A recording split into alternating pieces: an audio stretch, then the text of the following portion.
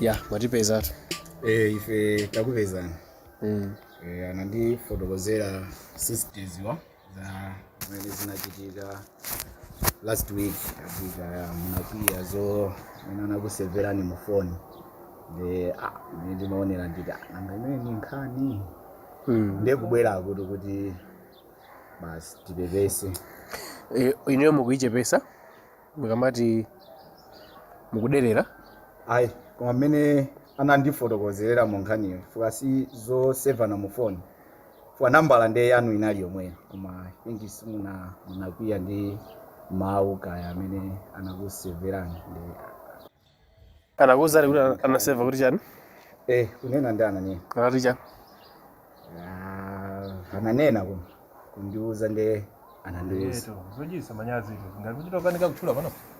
Kudaku awa ndi ati ya. Ndanzanga amene. Ndi anzawo ife tabwererawo. Ndamene tikuzabe pesa. Koma ndilipo mpana ndikuzimva kani. Iya inuyo Nditseke makutu zimwani kaya kupasani chani kaya ndi chani zimwani. Ifeso hata kutipasa zomwe mukumwazi koma nkhani siyani. Ndi mukupepesa ndinuyo? Ayi. Of course ndikupepesa ndinuyo. Zinthu zinalawika ndipepani ndikhulu. Itudi. Ndokula mtima. Ayi. Imeneyo ndi kwathu kuliba okula mtima. Mwina ineyo kalekalero kumazo ndiyamba anthu koma kwathu kuliba okula mtima. Ndiye sinali nkhani yaitayi. Maifupikisa? Mama sambepepesa kuti. Kuda akulu. Ife tutabwerera.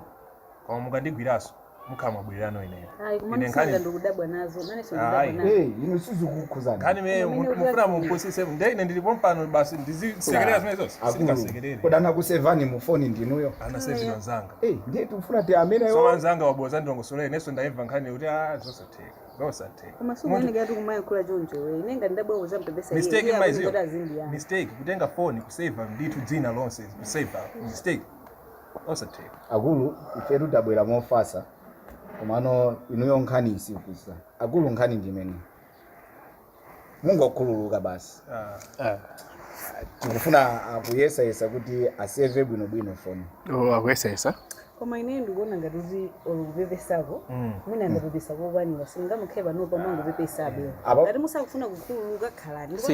Sizi banazi. Ayi tizabweso Muivese ngani maziwa. Zili ngati munthu kumanena pepani kuma kupasa be machi.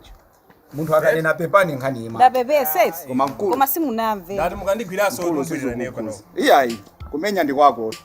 Sikuti ine ndangofupika choncho. Inde Bwana iyayi mukamwa muzipita. mukapezena umapanga zimenezo. Zomwe akupasa Mukasevena zimenezo.